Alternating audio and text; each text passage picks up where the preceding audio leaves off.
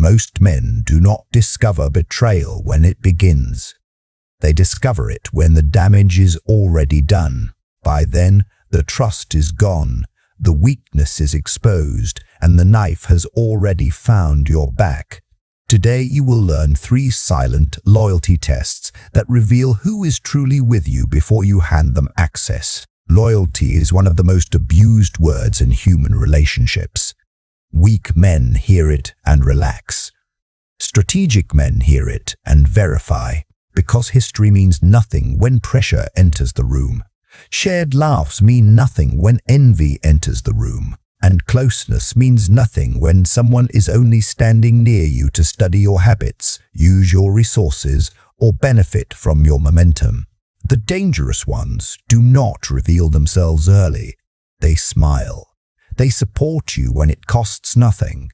They stay in your circle long enough to learn your blind spots. Then one day, when withholding, gossip, jealousy, or convenience exposes them, you act surprised. That surprise is the price of not auditing your circle. So today we turn off sentimentality and turn on the scanner.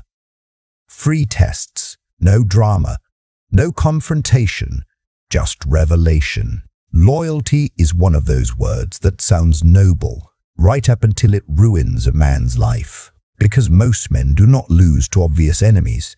They lose to familiar faces, to people who had access, to people who knew the timing, to people who smiled long enough to be trusted. That is the first law you need to understand. Betrayal rarely begins with aggression. It begins with proximity. A fake friend does not always arrive wearing hostility on his face. Sometimes he arrives as support, as history, as shared struggle, as someone who has always been around. And that is exactly why weak men miss the danger. They think time means loyalty. They think shared memories mean loyalty.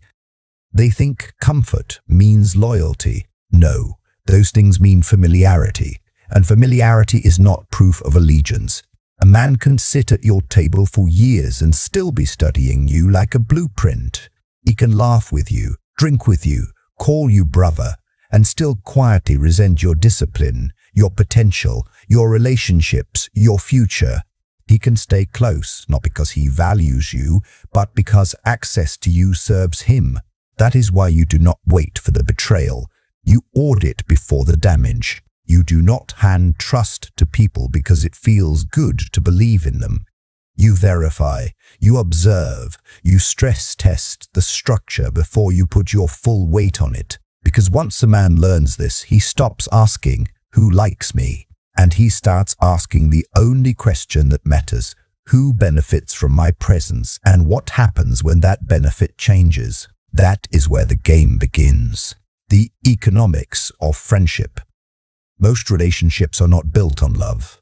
They are built on exchange. Not always money, not always obvious favors, but exchange, access, attention, information, status, validation, convenience, opportunity. That is the part naive men refuse to see. They keep calling someone loyal when the relationship is only profitable. And the moment the profit drops, the warmth disappears. Watch human nature without the fantasy, and it becomes painfully clear. Some people stay close because you are useful in a crisis. Some stay close because you listen to their endless problems. Some stay close because your network opens doors. Some stay close because standing next to you makes them feel important. Some stay close because you are stable and they are not. That is not friendship. That is dependency wearing a smile. Now understand this clearly. Self-interest is not evil by itself. Every human being has it. Even you do. The problem begins when self-interest is disguised as loyalty. That is when a man gets blindsided. Because he mistakes repeated contact for respect. He mistakes emotional familiarity for principle. He mistakes someone needing him for someone honoring him. Those are not the same thing. A real ally can benefit from you and still be loyal. But a parasite only knows how to attach, extract, and resent. He does not ask, how do I protect this bond? He asks, how much can I keep taking before he notices? That is why peace is such a dangerous season. When things are easy, everybody looks real. When you are generous, everybody looks grateful. When access is open, everybody looks friendly. When you are useful, everybody looks loyal. But let pressure enter the room. Let scarcity enter the room. Let distance enter the room. Let your usefulness dip for one moment. Now the masks begin to slide. And that is the cruel irony. A man usually discovers the truth only after he has overinvested, after he has defended them, after he has included them, after he has made them part of his inner circle. By then, the lesson is expensive, so the shift has to happen now. Stop asking who has been around the longest. Ask who remains solid when there is nothing immediate to gain from you. Stop being impressed by availability. Be impressed by consistency under changed conditions. Stop rewarding emotional theater. Reward principle, because friendship is not proven by proximity. It is proven by what survives the death of convenience. And once you understand that, the next illusion becomes impossible to ignore. The convenience myth. Remember this line because it will save you years of disappointment. They are not loyal to you. They are loyal to their need for you. That is the pattern most men fail to catch. A person can seem deeply committed to you while you are solving problems, providing energy, making introductions, answering calls, giving rides, offering advice, opening doors, or carrying emotional weight. And because you are receiving regular contact, your mind labels it friendship. But what you are actually witnessing is convenience. Convenience is one of the best disguises disloyalty has. Because it looks warm, it looks frequent, it looks familiar, it even looks affectionate, but it is conditional. The ally and the parasite can look identical when your hands are full of resources. The difference appears when those hands close. An ally respects your limits. A parasite reacts to them. An ally can handle your absence without turning cold. A parasite takes your unavailability as betrayal. An ally values the bond itself. A parasite values the pipeline. That is why so many men feel shocked when they stop overgiving. The texts slow down. The invitations dry up. The tone changes. The guilt starts. The passive aggression leaks out. Suddenly, the same person who called you brother starts acting like you owe him access.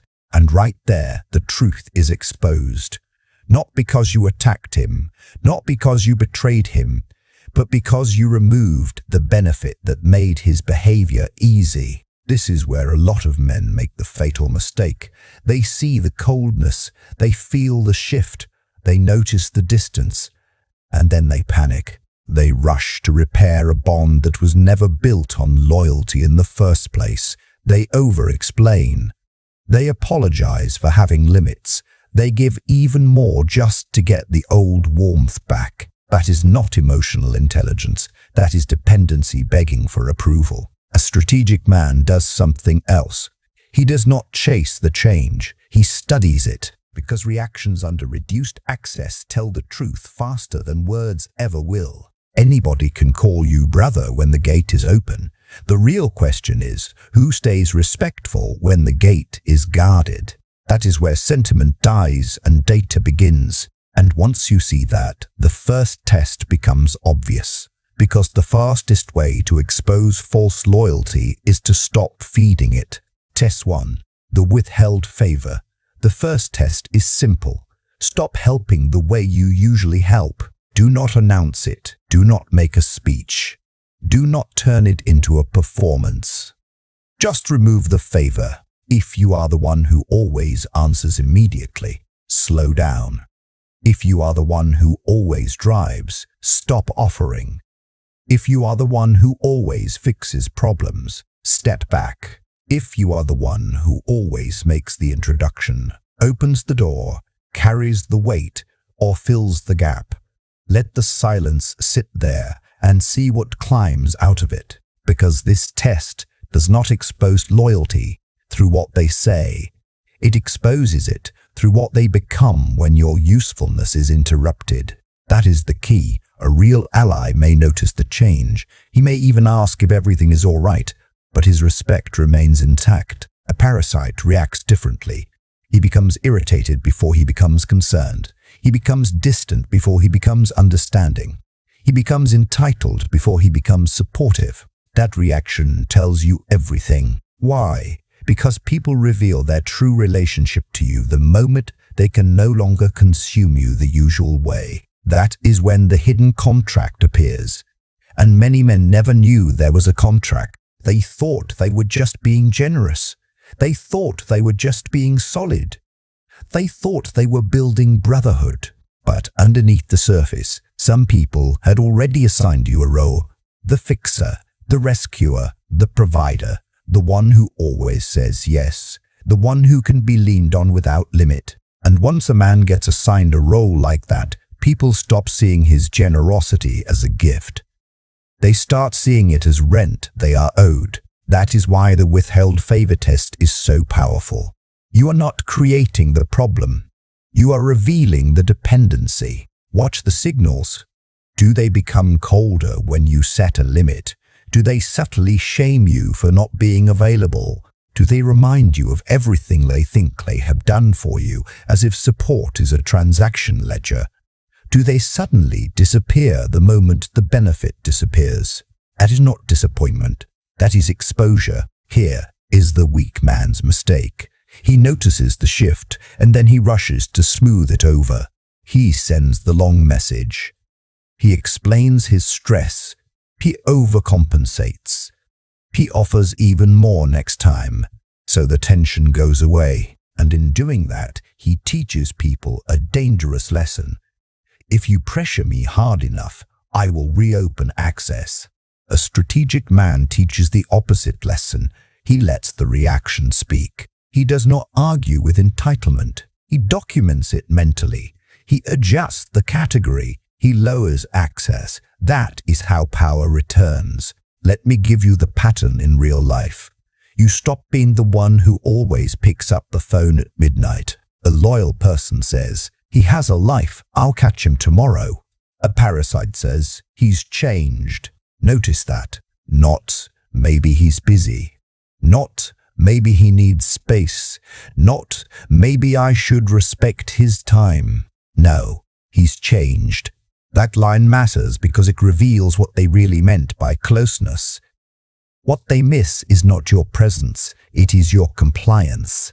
And that is the brutal truth. Many people do not mourn the loss of your friendship. They mourn the loss of your availability. So run the test quietly. Do not become cruel. Do not become theatrical. Just remove the automatic favor and let the emotional dust settle where it wants. Because once usefulness fades, character becomes visible. And once you see who resents your boundaries, the next test becomes even more dangerous. Test 2. The control secret. This test is sharper. It must be used carefully. You do not hand out a damaging lie. You do not create chaos. You do not set fire to your own environment just to prove a point. You use harmless, low-stakes, traceable information. That is the difference between strategy and recklessness. Here is the principle. A loose mouth cannot resist carrying information that feels exclusive, especially when that information increases the speaker's social value. That is why disloyal people leak, not always because they hate you. Sometimes because gossip makes them feel important. Sometimes because being in the know gives them status. Sometimes because they enjoy being the bridge through which private things travel. And that alone makes them dangerous, because a man who cannot hold a harmless detail will never hold a serious one. So the test is simple. Feed one person one small, non-destructive piece of information that is specific enough to trace if it spreads. Maybe it is a fake possibility. Maybe it is a harmless plan you are considering. Maybe it is a minor detail that carries no real risk if repeated. Then you watch. That is all. No confrontation, no paranoia, no obsession, just observation. Did it stay where you placed it? Or did it come back to you through another mouth wearing different clothes? Because when information returns from the wrong direction, the source is usually not hard to find. And yes, this test makes some people uncomfortable. Good. It should, because trust without verification is how a man builds his own collapse. Now, there are layers to what this test reveals. The obvious layer is simple, who talks? But the deeper layer is why they talk. Some people leak because they are impulsive. Some leak because they are insecure and need social relevance. Some leak because they enjoy subtle sabotage. Some leak because your private life gives them material. And some leak because they want to feel powerful in rooms where they otherwise feel invisible. That motive matters, because the person who leaks for attention today may leak for advantage tomorrow. And once private information becomes social currency, your circle is no longer a circle. It is a marketplace. That is when you need to get colder. Here is what weak men do after the leak. They confront too early. They accuse emotionally. They expose the test. They get dragged into denials, excuses, and dramatic performances. Now the rat has been warned. Now the behavior goes underground. Now you have noise instead of clarity. A strategic man stays disciplined.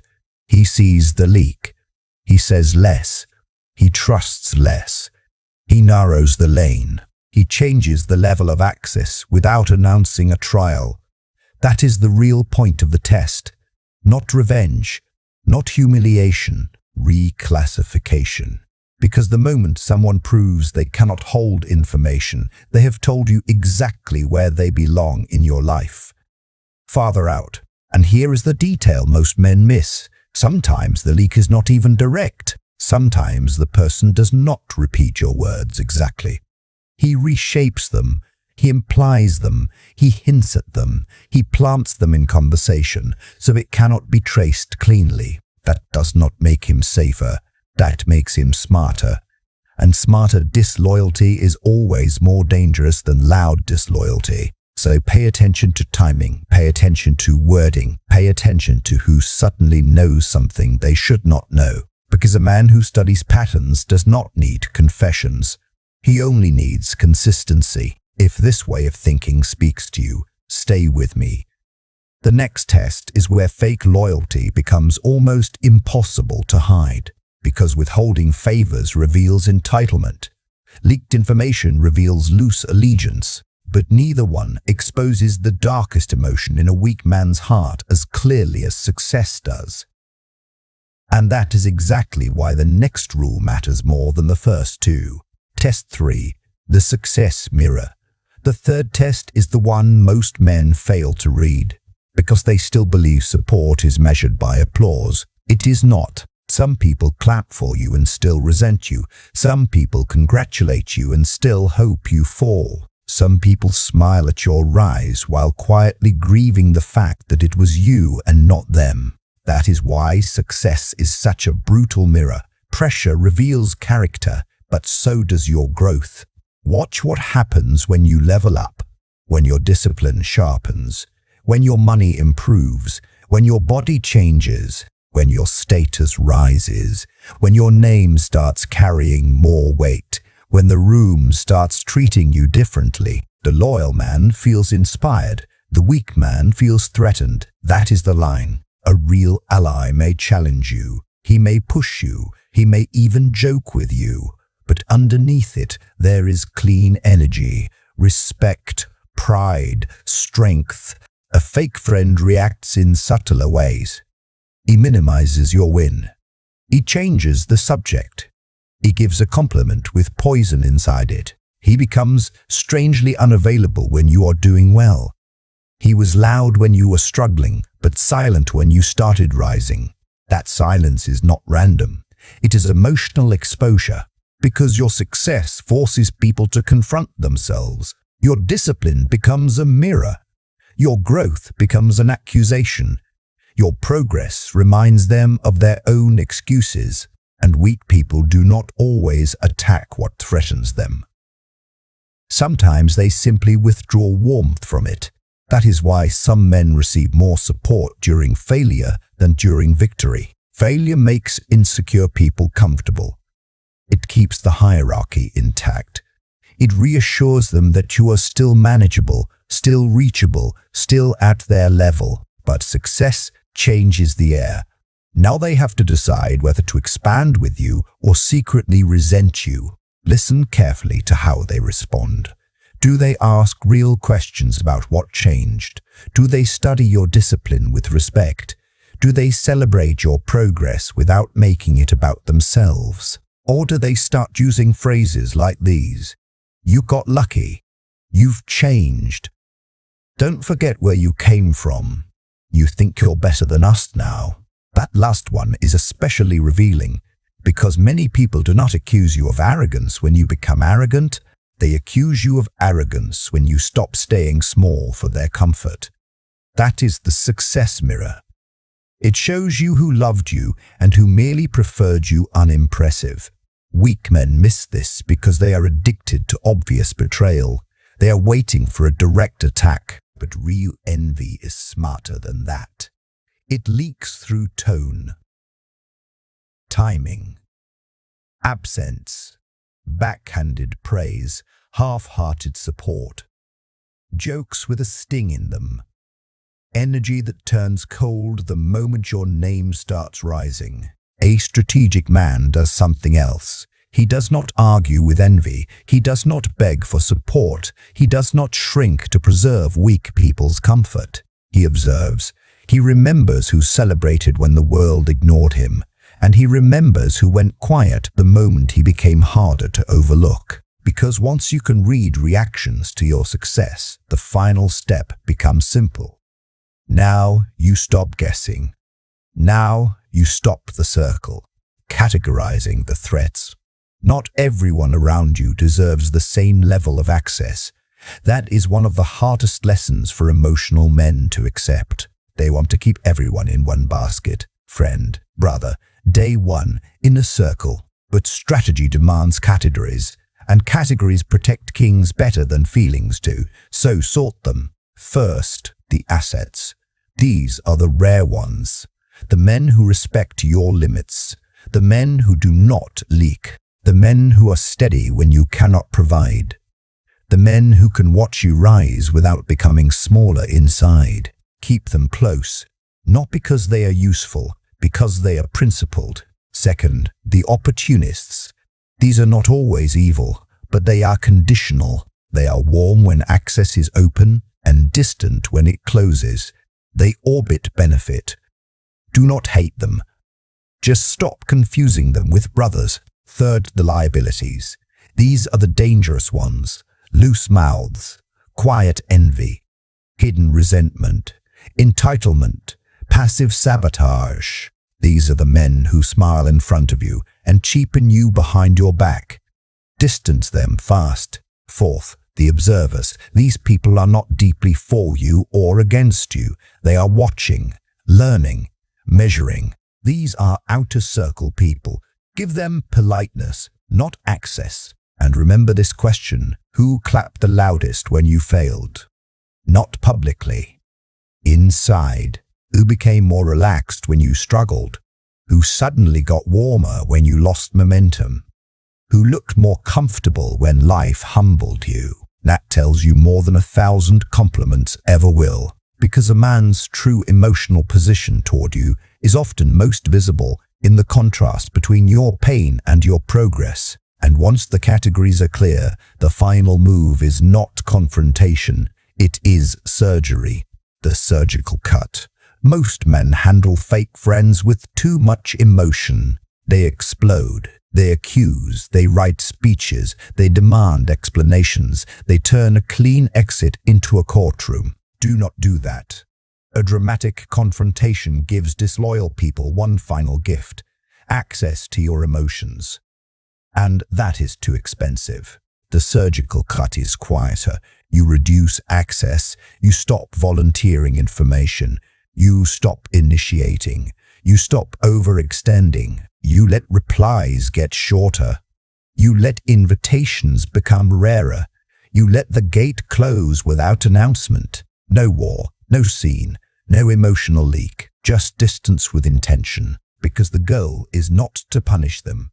The goal is to protect your peace, your momentum, your standards, and your future. If they notice, let them notice. If they complain, let them complain. If they call you changed, wear it. You were supposed to change. Naive men stay open after being warned. Disciplined men adjust. And that is the final form. A man who does not hand out trust because history exists.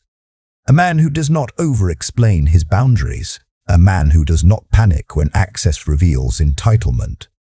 A man who does not shrink when success exposes envy. A man who sees patterns early, moves calmly, and closes gates without noise. That man is harder to use, harder to study, harder to betray. So remember the full audit. Withhold the favor. Watch the reaction. Control the secret. Watch where it travels. Show your growth. Watch who stiffens, then sort the circle and cut with precision, because loyalty is not proven by words, history, or shared laughter. It is proven by restraint, by consistency, by silence that does not turn hostile when your value is no longer easy to consume. And if you are done mistaking familiarity for loyalty, write this in the comments. Access is earned, loyalty is verified. Subscribe if you are building that kind of mind.